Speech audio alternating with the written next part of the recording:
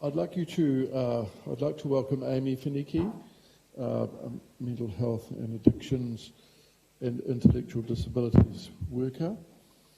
Amy's going to discuss with us exploring women's spirituality and mental health. Thank you. Thank you. Tēnā koutou katoa. Yes, I'm a spiritual pastoral therapist for the 3DHB's mental health, addictions, intellectual disability services. And what an amazing day we've had here. I feel like I'm always kind of preaching to the choir, and then here you all are from all different backgrounds and all different places. You've come here together. Wouldn't it be amazing if we could all work together to grow and to become one? Incredible. We do quite a bit of research out by us, and I'm very excited to be able to share some of that with you today. At the turn of the century, the use of bio-psycho-social spiritual models has broadly expanded in healthcare. And we've heard today so many different bits of research that is incredible for us to go forward with.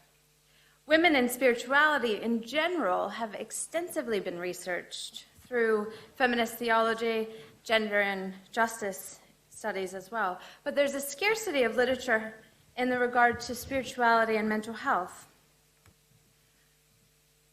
Follett and Heckman examined 666 female adult participants with histories of trauma, mental health disorders, and addictions in California and Washington, D.C. Those with positive religious coping felt more connected with God and others. They were less depressed, anxious, hostile, and exhibited more positive affect and quality of life. Those with negative religious coping were more depressed, anxious, had higher levels of psychological distress, PTSD, symptoms, and viewed trauma and punishment or abandonment by God. Moreover, participants were frequently abused as children and exposed to sexual violence were associated with negative religious coping.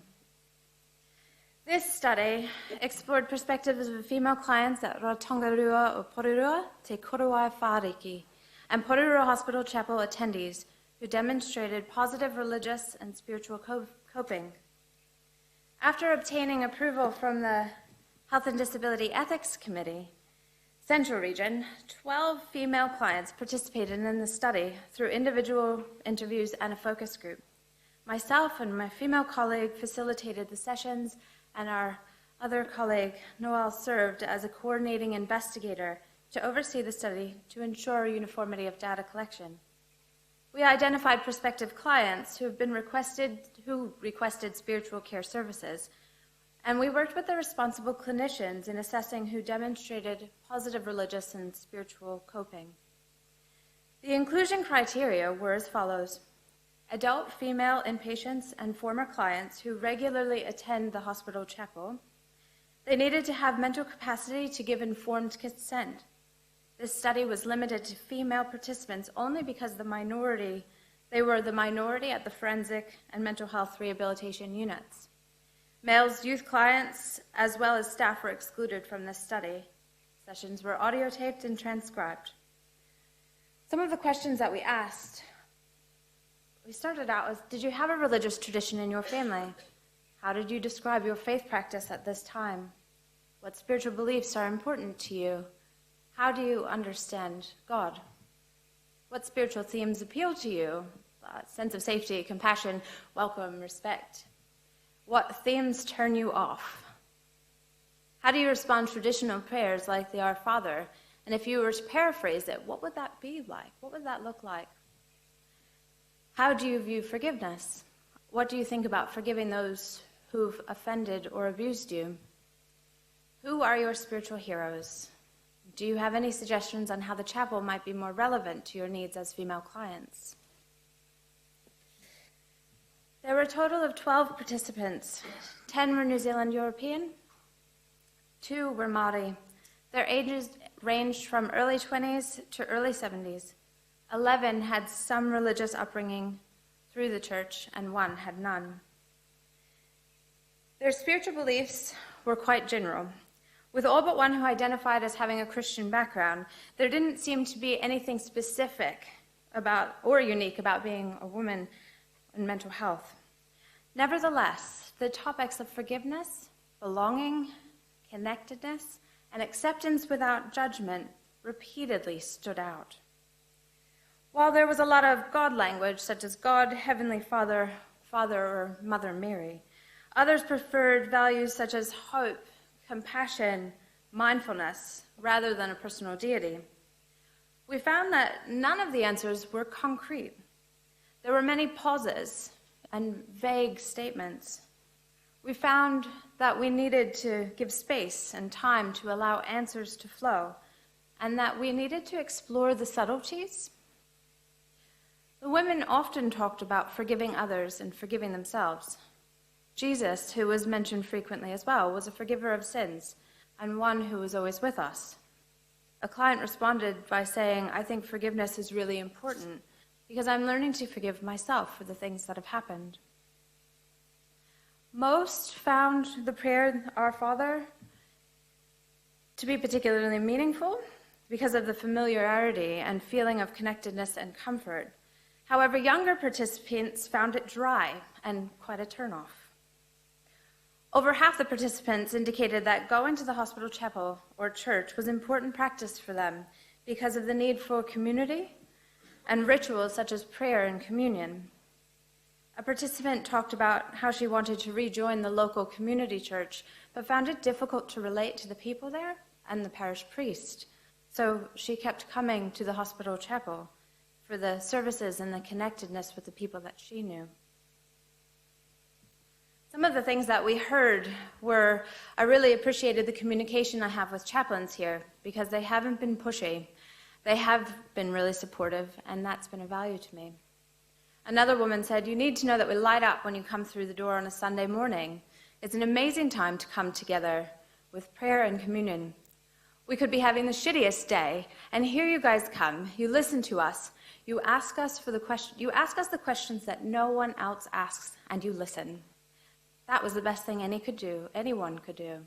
Just listen." And last, I just feel it's really neat that chaplains are so welcoming to people of all different backgrounds. I felt really welcomed by all of you. None of you have made me feel bad that I'm not a religious person. Something to be said for that, and we've just listened a little bit from what Bronwyn said, is hearing those bits as well. We need to know about this and where people are and where they're comfortable is so very important to the work that we do. Originally, we had envisioned, the investigators have envisioned, that an outcome of this study would be an educational resource for spiritual care of female clients at Otago Porirua. The findings, whilst limited, did not warrant a need for such specific teaching materials, but more about the pastoral presence, about the listening ear, about the non-judgmental attitude that we were able to give them and support them with, and to wrap the staff around with, to understand and tell staff that this is really important, that we do these things right and well, so that all we hear from people is, "You heard us, we've listened, you've listened to me." During the focus group, 3 suggested that it would be helpful to have a women's group, to meet regularly, such as once a month, and to share about their recovery and spiritual growth. Since the study, we finished about a year ago. Since the study, we'd begun a neonatal knitting group. The women that we spoke to, quite a lot of them were knitting in the sides and the corners of the hospital. And so we've brought them all together. They knit babies for the neonatal units in Wellington Hospital. We've also gathered groups for Bible studies, which is something that they asked for. These were pilot things to try something out, see what happened. And it worked really well, especially because it was the people who actually asked for it that came, and so they showed up. More than anything, since the conclusion of this study, and we're constantly working on it, our relationships have grown, not just with the women that we work with, but the women and the clients and patients that we're working with all the time. We realized the importance of the forgiveness, belonging, acceptance without judgment, and the connectedness that these women were looking for, that each of us is looking for. And to be able to give that in a way that was not judgmental, that was open to listening, that was open to who we were, was key to the work that we were doing. Thank you.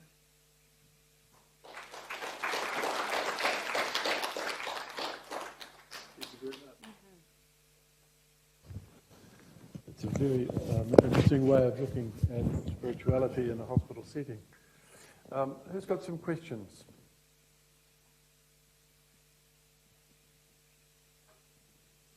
Questions? Perhaps I can just ask, what does the chapel mean to patients compared to the idea of raising a spiritual discussion with them, perhaps in the ward? Is there a difference?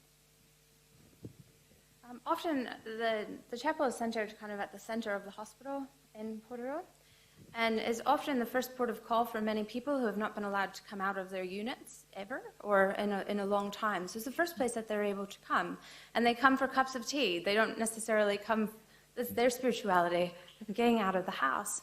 We're the only place on the campus that's got open doors from 9 to 4, Monday through Friday. And so very often people will come. We have games and the gardens are open. It's all sorts of whatever that they need it to be, it's there. And most often, it's a cup of tea and an open door that they haven't been able to see in a long time. What's your next piece of research? I'm really interested in neurotheology, and if anybody else out there is, I'd love to talk about it. But more of this, more about what you guys are up to. As I said when I started, I'm always preaching to the choir, and here's a choir of consumers, doctors, neighbors, chaplains, psychologists, all of you who are interested in the same passions that I have, and I'd like to know more about you and what you're up to, and know that we can work together and how we can create a better place for all of us. Thank you. Any questions? Yes, one here. I'm just thinking about my work in, I guess, a residential facility or a unit. It becomes an incredibly intense place sometimes. And I'm wondering kind of what space staff have within your chapel to have their own spiritual needs met or to discuss the role of spirituality in their own life. Because I wonder sometimes if we're, sometimes so blind to the spirituality in our own lives that we fail to see it in our clients. Thank you. Yes, actually, I talk to everybody from the cleaners to the CEO. They all come to us at different stages in their lives. I know just about everybody on campus as well, but they're never going to tell you they know me. And that's fine. I'm okay with that. It's hard to quantify that later on when I need to explain to the rest of you what I do. But yes, I talk to everyone, and we discuss how that works and where they're at in their space, where they're at in their wairua. And I run groups for adolescents as well, because I also wanted to know a lot more when I was an adolescent, and it's important to be able to discover that for yourselves, I think. Any further questions? Yes, one here.